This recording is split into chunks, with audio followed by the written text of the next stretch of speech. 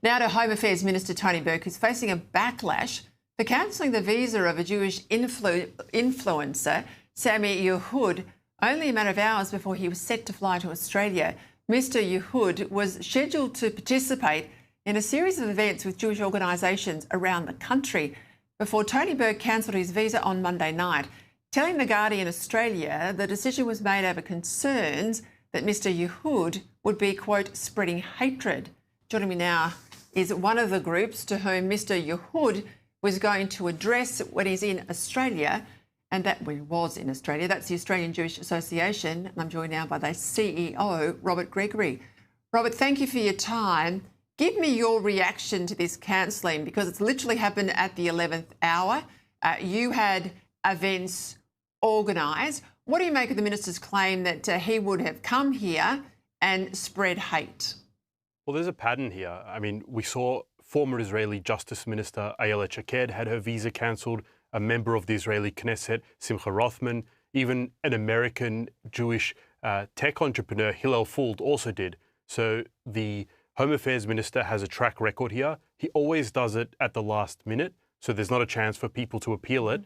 And I think what's worrying in this case is that some of the remarks being cited, they were about Islam. So you might disagree with them. You know, a lot of people might disagree with them, but they weren't about Muslims as a people. They're about an ideology. So I think we need to let people with different views come, debate these ideas. And if there's an issue, then, you know, where people are being targeted, that's what we need to worry about. Now, the Australian Jewish Association, we were just one of the organisations. All the major synagogues, or many of the major synagogues and other Jewish organisations were set to host Mr Yahood. There's a lot of disappointment in the Jewish community. I think people thought that after Bondi, perhaps there'd be a change from the government in some of this excessive targeting of the Jewish community.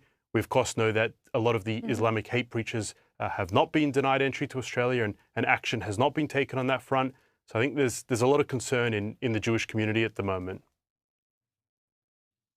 You know, I think the words you used was murderous ideology. Islam is a murderous ideology. And I made the point in my editorial. I mean, if you look at the empirical evidence, if you look at terror attacks around the world, if you look at the number of people killed, if you look at Allah Akbar when the suicide bomber goes off, you know, there's a fair argument to be made. It's not a long bow to draw. But what concerns me is the double standard here with the government. I mean, they can cancel Jews from Israel. They can cancel neo-Nazis, and I've no issue with the cancellation of visas in that case, but they can't seem to cancel any, you know, extreme Islamist imams or people in mosques who spew hatred or leftist pro-Palestinian types. Why the hypocrisy there? Well, that was our issue with the hate speech laws. It gives all this discretion to Tony Burke, and we see how he's using it. They use it for political ends. So yes, they will take action against an anti-Semite, but as long as they're on the right and as long as they can, you know, they refused a visa to Candace Owens or Kanye West. But when it comes to some of the Islamic hate preachers or the pro-Palestinian activists, we don't see any action. That may have something to do with the makeup of some of these ministers' seats. We know Tony Burke's seat in Western Sydney has a very large Muslim population, so obviously he needs to keep his voters happy. But Australia's national security should not be being decided on this basis. Not at all. What did you make of Andrew's story that we just spoke about a moment ago? A Jewish Bondi shooting victim having their name changed in a Western Sydney hospital. Do you buy the explanation from the minister in the hospital? At first it was the media.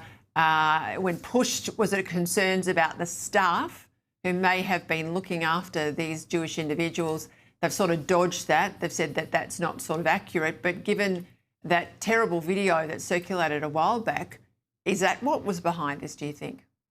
It's an extraordinary story, and I don't think anybody believed that it was because of the media. This is a person, not a celebrity, not someone who's known. I mean, I'm hearing the name for the first time now, so there was no fear that the media was going to make a big deal about it. It only happened in this one hospital in Western Sydney, not in the other hospitals where many more patients went. So I think something smells here. Something's not quite right. And was it the staff? Was it other patients? Either way, it's a big concern. And these are the concerns that are going through the Jewish community at the moment. And this is why we were calling so hard for a Royal Commission, because I know many Jewish people who would be very, very worried about being treated in a Western Sydney hospital. And if they're going to avoid medical care because of that, then that's a really worrying indictment on Australia. International Holocaust Remembrance Day, of course, today, and we have had the last body of the final Israeli hostage returned home today. I saw, heart-wrenching images of the mother in particular who spoke to the media. Does this bring that chapter to a close for many Jews and those in Israel? I know there's a lot to come from it, but at least now all your people, or all the Jewish people, are home. Well, it's telling that today is International Holocaust Remembrance Day, and this is the day the government chose to deny a Jewish person or revoke their visa. But the final hostage body, I think there was a lot of Jewish people woke up today to that news around the world, and non-Jewish supporters, and there was a big breath of relief. People finally feels like one part of this terrible war that began on October 7 is finally over. The IDF we're going to complete that goal. The Israeli government set those goals at the beginning of the war to return every single hostage, living or dead, and to make sure that Hamas could no longer govern. A lot of people didn't believe them. They didn't think it was possible. And these goals have now been achieved. So I think there's a big sense of relief, and people just want to build and look to the future to rebuild. And hopefully we'll never see such a terrible thing as we saw on October 7.